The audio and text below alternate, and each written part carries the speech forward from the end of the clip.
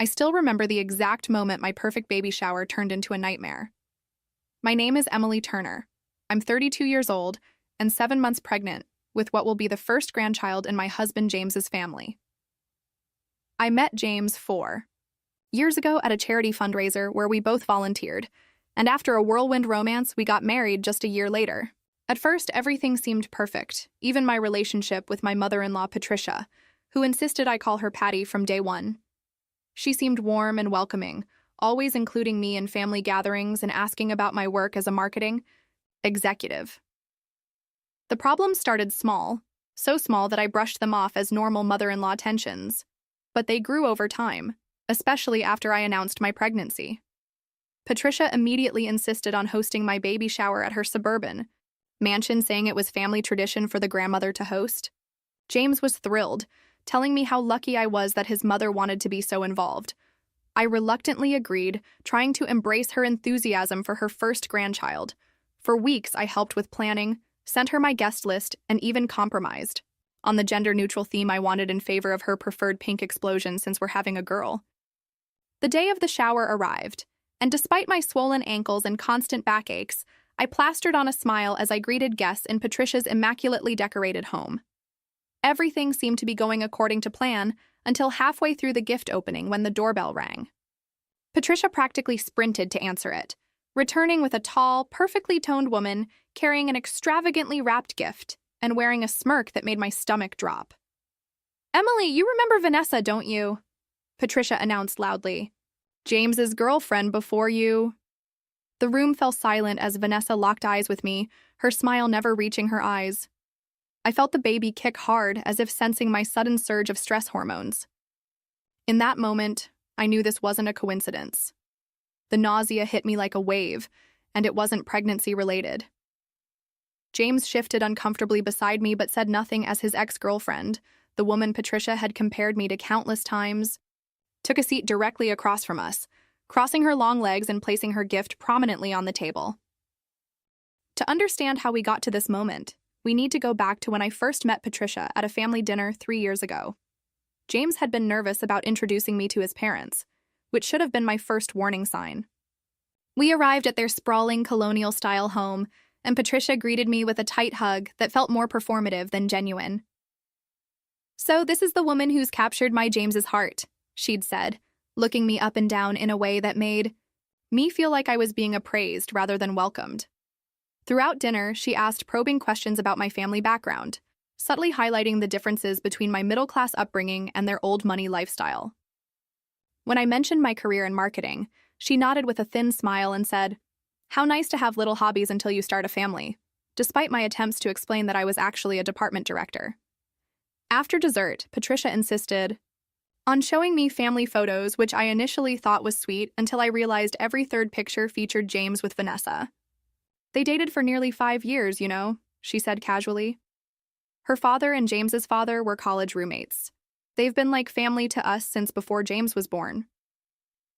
Later that night, James explained that his mother had always been close with Vanessa's family and had even once joked about planning their wedding.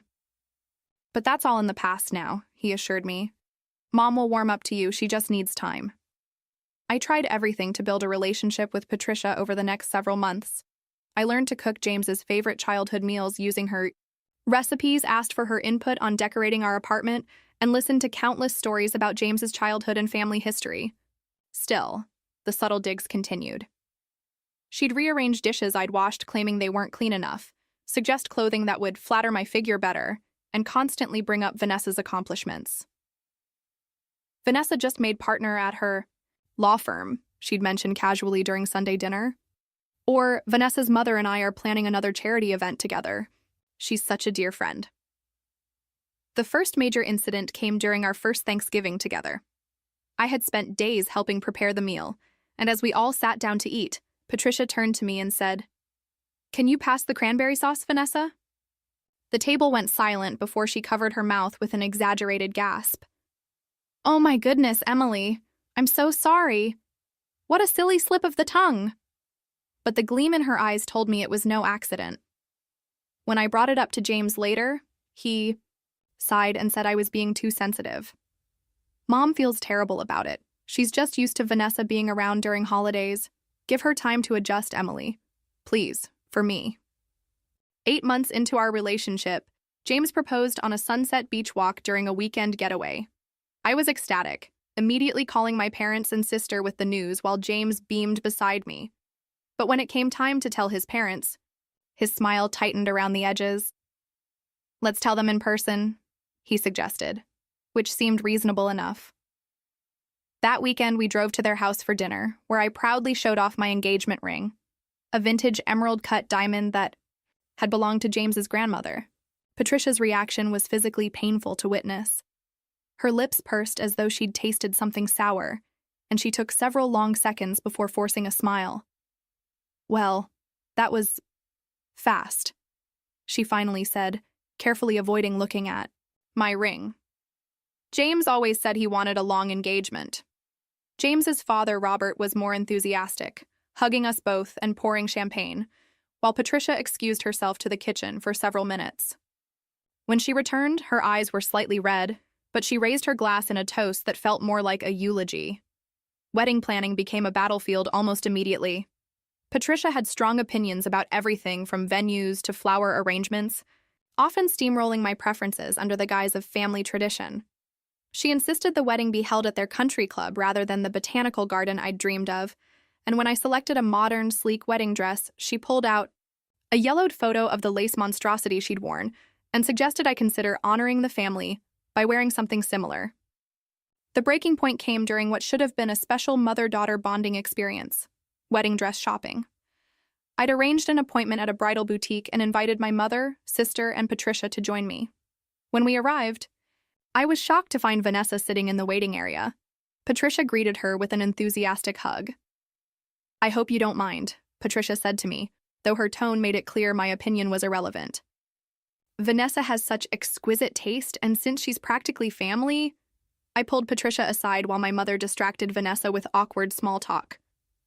"This is my wedding dress shopping day," I whispered, trying to keep my voice level. "Having your son's ex-girlfriend here is completely inappropriate." Patricia's face hardened. "Vanessa has been like a daughter to me for over a decade. I meant well. She's an excellent stylist and could help you find something that would actually flatter you."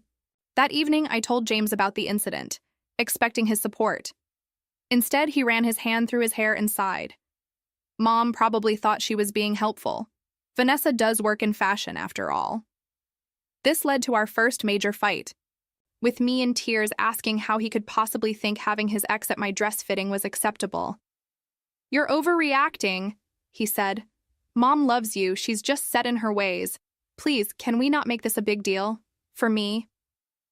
I gave in, as I often did when it came to Patricia, but something shifted in me that day.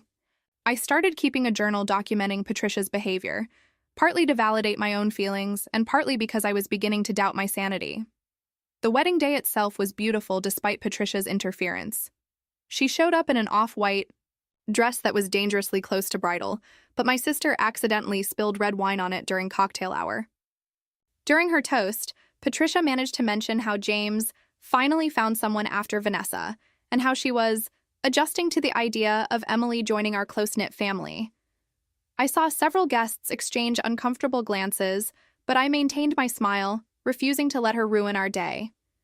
The problems only escalated during our first year of marriage.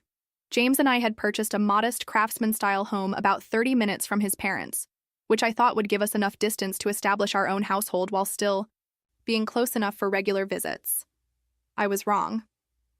Patricia began showing up unannounced, often when James was at work and I was working from home. "Just thought I'd drop by and help you organize these kitchen cabinets properly," she'd say. Or, "I noticed your front garden could use some attention." Without asking permission, she'd rearrange our furniture, replace throw pillows with ones she'd bought that better matched the room, and once I even caught her going through our mail. When I gently suggested she call before visiting, she looked wounded. "I didn't realize I needed an invitation to see my own son, and I'm only trying to help you, Emily. Not everyone is fortunate enough to have a mother-in-law who cares so much." During this time, my career was taking off. I was promoted to senior marketing director, which meant longer hours, but also a significant salary increase. Patricia's criticism intensified in direct proportion to my professional success. "I don't know how James feels about having dinner alone so often," she'd comment. Or, "In my day, a wife's priority was creating a beautiful home for her husband." James would defend me in the moment, telling his mother that he was proud of my accomplishments, but in private, he'd often echo her concerns. "You have been working late a lot," he'd say. "Mom's just worried about us." Thanksgiving at their house that year was a particular disaster. I had offered to bring several side dishes, spending hours perfecting my grandmother's cornbread stuffing and a maple bourbon. Sweet potato casserole. When I set them on Patricia's buffet, she wrinkled her nose. "Oh, you brought food. How thoughtful. I've already prepared everything we need, but we can put these on the kids' table." Throughout dinner, she made pointed comments about my cooking, being different and not what James is used to, all while pointedly not taking a single bite of my contributions. The extended family exchanged awkward glances, but said nothing. Christmas brought its own tensions. Patricia gave James a vintage watch that I later learned had been a gift from Vanessa years ago, which she had held onto just in case. She also gave us monogrammed hand towels with James's initials only, explaining that, "Since you kept your maiden name, Emily, I wasn't sure what to put." The real shock came in January when I dropped by Patricia's house to return a serving dish and accidentally overheard her on the phone, laughing and making lunch plans. "Can't wait to see you tomorrow, Vanessa darling. I've missed our little chats." When Patricia saw me standing there, she quickly ended the call and acted as though nothing unusual had happened. That evening, I asked James if he knew his mother still regularly met with his ex-girlfriend. His reaction startled me. He became immediately defensive, almost angry. "They've known each other since childhood, Emily.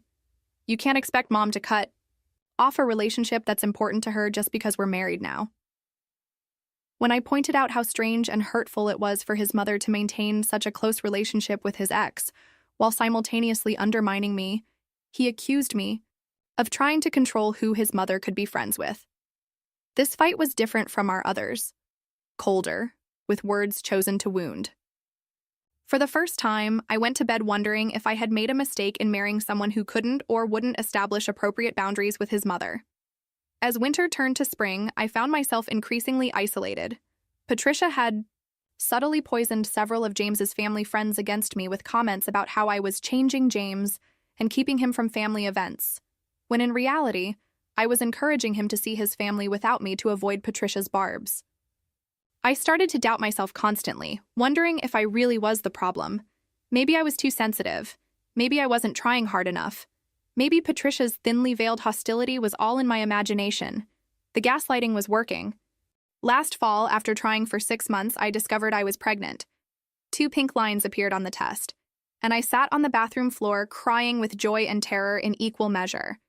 Joy at the life growing inside me, terror at the thought of Patricia having even more access to our lives. When I told James, he swept me into his arms, his eyes shining with tears.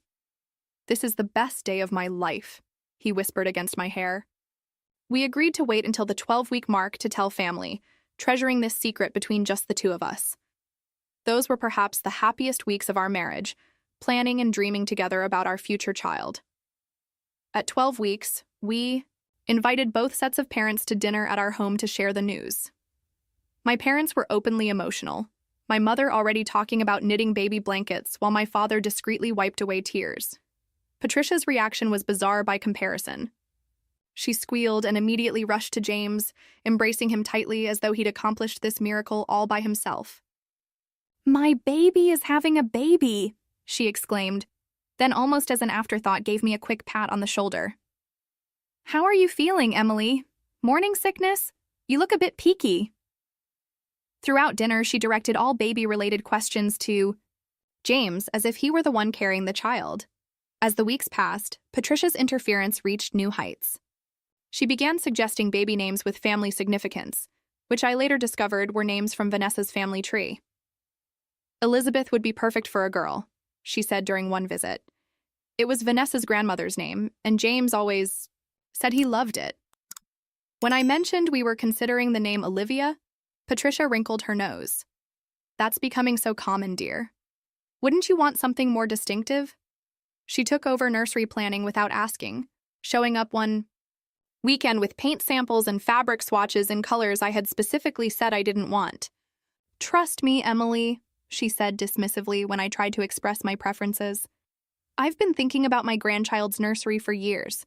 You lack experience in these matters." One afternoon, I came home early from work with terrible nausea to find Patricia in our house, on the phone in our nursery, which James had given her a key to in case of emergencies. I paused outside the door when I heard her say, "Yes, we've always followed that tradition in our family. Emily doesn't understand the importance of these things, but I'm sure once the baby arrives." She noticed me and quickly ended the call, claiming it was just a friend asking about the pregnancy. Later that week, James started working longer hours, often coming home after I was already in bed. When I tried to talk to him about my concerns with his mother, he seemed distant, preoccupied. "Can we not do this right now, Em? I'm exhausted." Or, "You're being hormonal, she's just excited about the baby." As my pregnancy progressed, I developed gestational diabetes and had to carefully monitor my diet. Patricia used this as another opportunity to criticize me. "If you had been in better shape before getting pregnant, this probably wouldn't have happened," she said, while watching me test my blood sugar. She began bringing over sugary foods I couldn't eat, claiming they were James's favorites, and that I shouldn't deprive him just because I had dietary restrictions. The comments about my changing body became relentless. "My goodness, you're carrying so much in your face," she'd say, or, "I only gained 20 pounds with James. Have you been weighing yourself regularly?" At my 20-week scan, we learned we were having a girl. James was thrilled, but Patricia seemed oddly disappointed. "Well, I suppose a girl is nice too," she said. Although the first grandchild in the family is traditionally a boy. When I called her out on this ridiculous statement, she backpedaled, claiming I had misunderstood due to pregnancy brain. By my third trimester, I was physically uncomfortable, emotionally exhausted, and reaching my breaking point. But every time I considered confronting Patricia directly, I thought about the stress it would cause and the potential impact on my baby. So I continued to smile through her insults, redirect her inappropriate suggestions, and cry only in the shower where no one could hear me. I was becoming a shadow of myself, and the worst part was that James either didn't notice or chose not to see it. When I was 6 months pregnant, Patricia called to inform me rather than ask me that she would be hosting my baby shower at her home. "It's tradition for the grandmother to host," she declared in a tone that brooked no argument. "I've already picked a date that works for everyone important." I tried to suggest having it at our house or a restaurant to reduce my commute, but she dismissed my concerns. "Don't be difficult, Emily. I'm doing you a favor. Most women would be grateful for a mother-in-law who wants to be so involved."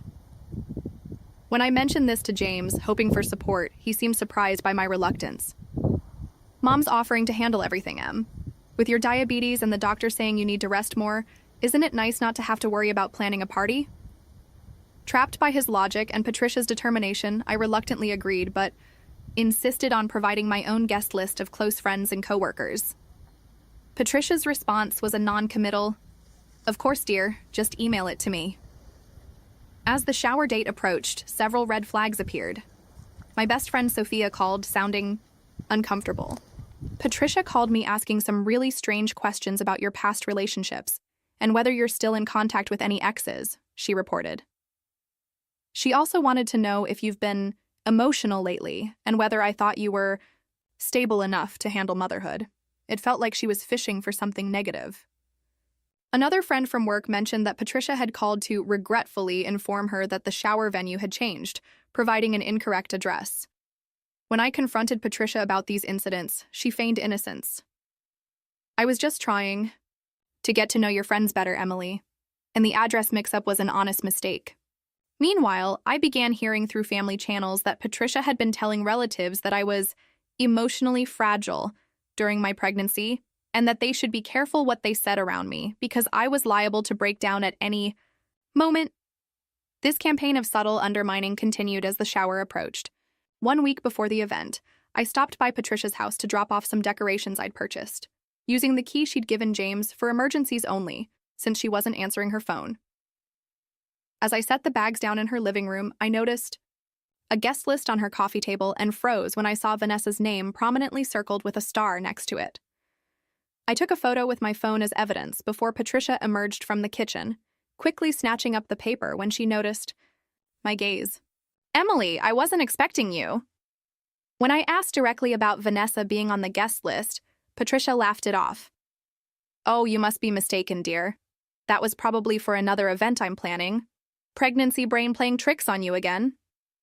That night, I showed James the photo, but even with this evidence, he hesitated to confront his mother. Maybe she just hasn't removed Vanessa from her standard party guest template. Let me talk to her before you get upset. But his talk resulted in nothing but Patricia tearfully claiming I was looking for reasons to drive a wedge between her and James, and that she would never do anything to hurt her precious daughter-in-law. The dismissiveness of both of them made something shift inside me. I became determined to discover what Patricia was really planning. 2 days before the shower, I volunteered to help Patricia with food preparation. While she was preoccupied with a phone call from the caterer, I quickly checked her cell phone that she'd left on the counter. What I found confirmed my worst suspicions and revealed even more than I'd imagined. There were dozens of text messages between Patricia and Vanessa planning what they referred to as the surprise. Vanessa, "Are you sure this is a good idea? James might not appreciate it." Patricia, "Trust me, he misses you. He's just too loyal to admit it. Once he sees you, he'll remember what he's missing. Emily's hormonal anyway, and after the baby comes, who knows if their marriage will survive." But that wasn't all. As I quickly scrolled through her messages, another name caught my eye. Michael. The texts between Patricia and this Michael person were explicitly romantic and referenced their special weekends, when Patricia told her husband she was visiting her sister. I took screenshots of everything, sending them to my own phone before carefully replacing hers exactly as I'd found it. Back at home, I did some research and discovered Michael was Patricia's golf instructor of 2 years, a man 15 years her junior. Further digging on social media revealed photos of them together at a resort 3 states away, looking far more intimate than student and teacher should. Over the next day, I gathered and saved more evidence of both Patricia's planned ambush with Vanessa and her long-running affair, all while maintaining a facade of naive excitement about the upcoming shower.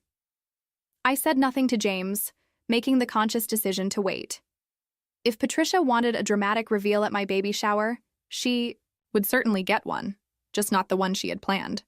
The morning of the baby shower arrived with appropriately dramatic weather, dark clouds threatening rain that never quite came, much like the storm brewing inside me.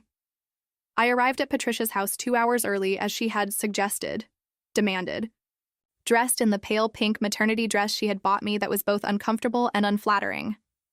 James dropped me off, promising to return shortly before the event started after running errands that Patricia had conveniently assigned him. "You look beautiful," he said, kissing my cheek. "Try to enjoy today, okay?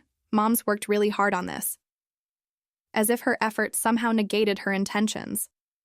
Inside, Patricia was directing a small army of caterers and decorators, barely acknowledging my arrival with a distracted wave. When I offered to help with the flower arrangements, she shooed me away. No, you'll just do it wrong. Go sit down before you tire yourself out. You're looking particularly swollen today." The decorations were overwhelmingly pink and frilly, nothing like the modern woodland theme I had mentioned wanting. The cake featured a baby girl in a crown with Daddy's Little Princess written in elaborate script. Everything screamed Patricia, with no element reflecting my taste or preferences.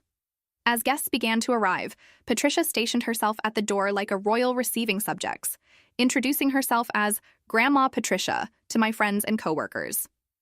I noticed she had seated all my friends at tables far from the gift opening area, while her friends and family occupied the prime spots. "Be grateful," she hissed in my ear as I began to question the arrangement.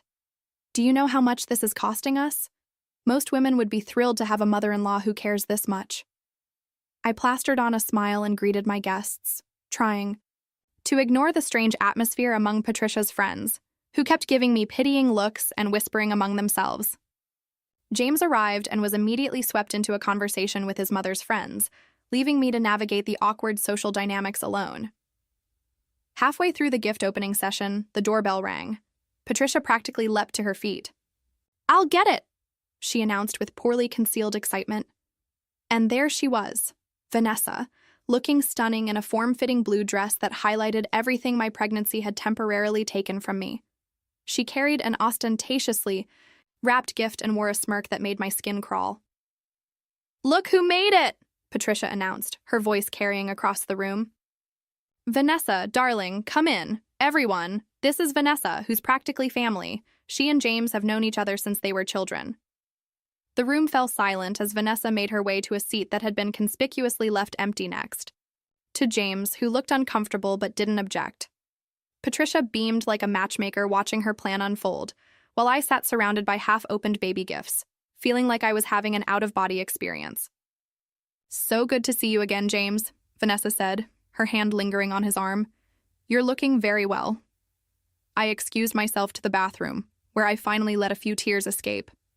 The humiliation was exactly what Patricia had planned. Me, waddling away while the beautiful ex-girlfriend cozied up to my husband. A knock at the door startled me, and Sophia slipped in, pulling me into a fierce hug. "I'm about 10 seconds away from creating a scene these country club vultures will never forget," she whispered. "Just say the word." I shook my head, wiping away tears. "I have a better plan. Just be ready to record with your phone when dessert is served." When I returned, the seating had been rearranged for lunch, with Vanessa now directly beside James and me moved further away, ostensibly to make room for my pregnant belly. Throughout the meal, I watched as Vanessa touched James's arm repeatedly, laughed at inside jokes Patricia deliberately brought up, and generally behaved as though she was the guest of honor rather than me. James looked increasingly uncomfortable, but didn't shut down the situation as any decent husband should have. After the main course, Patricia stood up, clinking her glass for attention. "Before we serve dessert, I want to share something special. I've made James's favorite chocolate mousse cake from Vanessa's grandmother's recipe. James, darling, remember how you always said it was the best dessert you'd ever had? That was it. That was the final straw." As Patricia directed the caterers to serve her special dessert, I caught Sophia's eye and gave her a subtle nod. It was time. I stood up slowly, one hand supporting my belly, and tapped my water glass with a spoon. The gentle chime silenced the room, all eyes turning to me with expressions ranging from curiosity to pity. "I'd like to say a few words before dessert," I announced, my voice steadier than I'd expected. "First, I want to thank everyone who came today to celebrate this baby girl who will be joining our family in just a few months, especially my true friends who have supported me through a challenging pregnancy." I made deliberate eye contact with Sophia and my other friends, drawing strength from their encouraging nods. I also want to acknowledge the special effort that my mother-in-law Patricia has put into today's event. She's clearly been planning this for quite some time, with very specific goals in mind. Patricia's smile faltered slightly as I continued. "In fact, I recently discovered just how much planning went into today, and I thought it might be nice to share some of that with all of you." I reached into my purse and pulled out my phone. "James, would you mind connecting this to your mother's TV? I have some memories I'd like to share with everyone." James looked confused but complied, likely assuming I wanted to show ultrasound images or pregnancy photos. Little did he know. "Thank you, honey," I said as the connection was established. "Now let me show everyone what a baby shower is really about." I pulled up the first screenshot. Patricia's text with Vanessa discussing the plan to use my baby shower as an opportunity to rekindle her relationship with James. The messages appeared on the large TV screen for everyone to see, including the part where Patricia called me hormonal and questioned if our marriage would survive the baby's arrival. Gasps echoed around the room as I swiped to the next screenshot, showing Patricia instructing Vanessa on what to wear and how to act. Wear the blue dress he always loved. Sit next to him. Touch his arm when you laugh at his jokes. Remind him of what he's missing. James's face drained of color as he stared at his mother's words. Patricia lurched toward me, reaching for my phone. "You had no right to go through my private messages," she shrieked, accidentally knocking over a crystal punch bowl in her haste. The crash punctuated the moment perfectly as punch spread across the pristine white tablecloth like blood. "Actually, these messages were left open on a phone in a room I was invited into," I replied calmly. "But we're just getting started." I continued to the next set of screenshots, revealing Patricia's long-running affair with Michael the golf instructor. There were explicit texts, hotel reservations, and photos of them together on days Patricia had claimed to be visiting her sister. I looked directly at Robert, Patricia's husband of 35 years, as his face crumpled in shock and betrayal. "I'm sorry you had to find out this way, Robert," I said genuinely. "But I thought you should know the truth about the woman who claims to value family above all else." The final texts I displayed showed Patricia discussing her plans with Michael. Once James realizes his mistake with Emily, things will go back to how they should be. He was happier with Vanessa anyway. This baby is just complicating everything. The room was so silent you could hear the ice melting in abandoned drinks. I turned to face James directly, my voice quivering slightly for the first time. "I've spent 3 years trying to please a woman who never intended to accept me. I've watched you repeatedly choose your mother's feelings over your wife's. I've endured insults, manipulation, and now this public humiliation, all while carrying your child." Tears streamed down my face, but I refused to wipe them away. "I love you, James, but I will not raise our daughter in an environment where her mother is disrespected and her father is too weak to stand up for his family." I picked up my purse and turned to address the stunned crowd. "Thank you all for coming. The truth has been my gift to everyone today. Enjoy the special dessert." With that, I walked out, head held high despite the tears still flowing. Behind me, I could hear the chaos erupting. Patricia's wailing, Robert's demanding questions, James calling my name, and Vanessa's hurried excuses as she tried to exit unnoticed. But I didn't look back. For the first time in years, I felt like I could breathe again. For 3 days after the baby shower, I stayed with my sister Olivia, ignoring the barrage of calls and texts from James. I needed space to process everything and decide what I wanted for my future and my child's future. My sister was my rock, alternating between bringing me ice cream, listening to me cry, and fiercely declaring that James didn't deserve me or the baby. "You should have seen Patricia's face when those texts appeared on screen," Sophia reported during a visit, showing me the video she'd recorded. Total shock, then rage, then fear when she realized everyone was seeing her affair too. Classic narcissist response. She was more angry about being exposed than remorseful for what she did. On the 4th day, James showed up at Olivia's doorstep, unshaven and hollow-eyed. My sister was reluctant to let him in, but respected my decision to talk to him. "I've been looking everywhere for you," he said, as we sat in Olivia's small garden, a neutral territory where we could speak privately, but I still felt safe. "Why didn't you tell me what you found on my mother's phone?" I laughed without humor. "Would you have believed me? You've never believed me before when I told you how she treated me. You've always taken her side, made excuses for her behavior." James ran his hands through his unwashed hair. "I would have this time. I swear, Emily.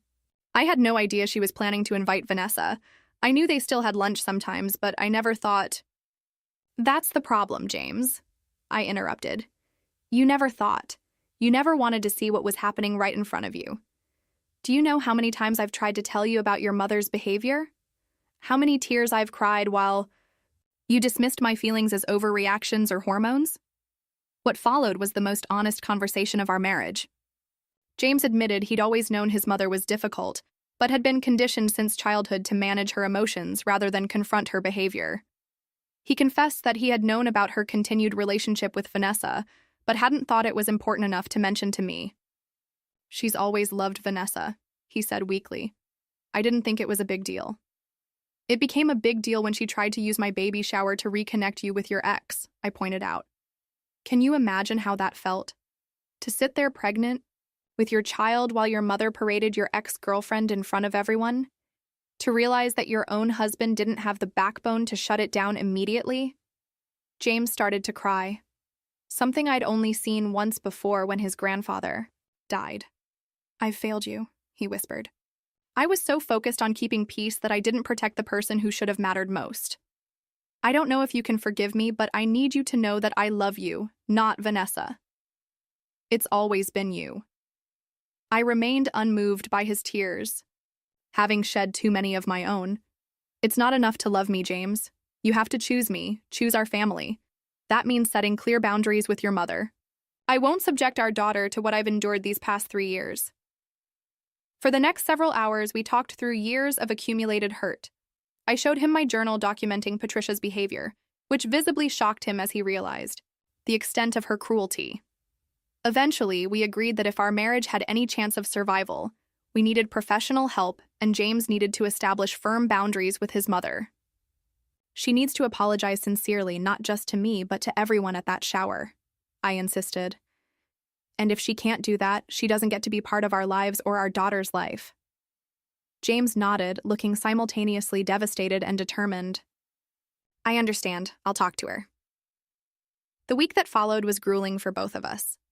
James visited his father, who had moved into a hotel after confronting Patricia about her affair. Dad's a mess, James reported back. Apparently, Mom's been gaslighting him for years, too, making him think he was paranoid whenever he questioned her whereabouts. The affair has been going on for over 2 years. I felt genuine sympathy for Robert, another victim of Patricia's narcissism.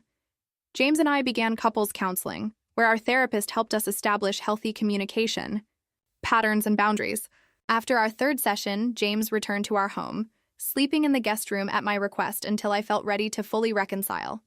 Patricia attempted reconciliation on her terms almost immediately, showing up at our door with a generic apology, clearly designed to rug sweep the entire incident. I'm sorry if you misunderstood my intentions, she said, not meeting my eyes. I only ever wanted what was best for James and the baby. When I pointed out that this wasn't a real apology, she became defensive, claiming she was being attacked for trying to make peace. James, standing beside me, finally did what I'd been waiting years for him to do. That's not good enough, Mom, he said firmly. You intentionally tried to humiliate my wife at her own baby shower. You've been undermining our marriage from day 1. Unless you can acknowledge what you did and sincerely apologize, we need to take a break from seeing you. Patricia's face cycled through shock, anger, and finally calculation as she realized her son was serious. She left in tears, already on the phone to other family members before she reached her car, no doubt spinning the narrative to cast herself as the victim. But for the first time, James hadn't crumbled under her emotional manipulation. It wasn't a perfect response, but it was progress, the first real sign that he was capable of growth and change. 3 months after the baby shower showdown, our daughter Olivia entered the world after 26 hours of labor. James stayed by my side throughout, proving himself to be the supportive partner I'd always hoped he could be. When the nurse placed our red-faced, squalling daughter on my chest, the petty dramas of the past seemed to recede in importance. This tiny human was now our priority, and protecting her from toxic influences became even more crucial than I'd anticipated. Patricia attempted to visit us in the hospital, sending James a text that she was in the parking lot and deserved to meet her granddaughter. James, who had been dozing in a chair beside my bed, showed me the message with raised eyebrows. What do you want me to do? He asked, putting the decision firmly in my hands. Tell her that now isn't a good time, I replied, surprising myself with how calm I felt. We need these first days as our own little family. Instead of arguing or trying to convince me otherwise, James simply nodded and sent the message. When his phone immediately began ringing with his mother's calls, he silenced it and returned his attention to us. This small moment of prioritizing our needs over his mother's demands felt more meaningful than any grand gesture could have. Over the following months, James and I continued therapy, both as a couple and individually.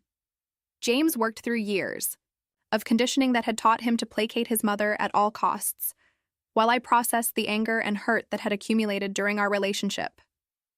We learned healthier communication patterns, how to express needs without accusation, and most importantly, how to function as a united team.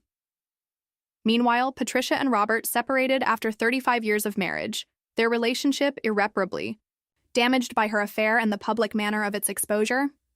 Robert, free from Patricia's manipulation, began rebuilding his relationship with James, becoming a doting grandfather to Olivia and an unexpected ally to me.